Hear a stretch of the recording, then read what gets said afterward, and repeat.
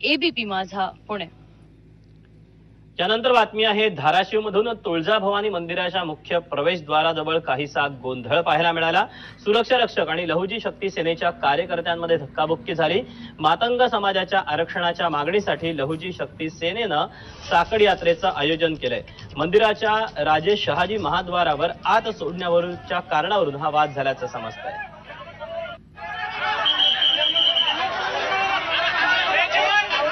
आपण याबद्दलचे अपडेट जाणून घेऊयात। आप्पासाहेब शेळके आपला प्रतिनिधी आपल्या सोबत आहे। आप्पासाहेब, काय नक्की वाद झालाय आणि आताची काय परिस्थिती आहे? दीपक, आपल्याला माहिती आहे की आरक्षणाच्या सर्वच समाजातून वेगवेगळ्या आरक्षणाच्या मागण्या होत आहेत। मातंग समाजातूनही त्यांच्या आरक्षणाचं वर्गीकरण अ ब क ड नुसार नीट व्हावं यासाठी मागणी लावून धरली आणि त्यासाठी रस्त्यावर उतरला। आज लहुजी शक्ती सेना तुळजापुरातल्या तुळजाभवानी देवीला साकडं घालण्यासाठी इथं तुळजापुरात आली होती। यावेळेस जे मंदिराचं मुख्य प्रवेशद्वार आहे त्याच्या प्रांगणामध्ये सोडण्यावरून हा वाद झाला।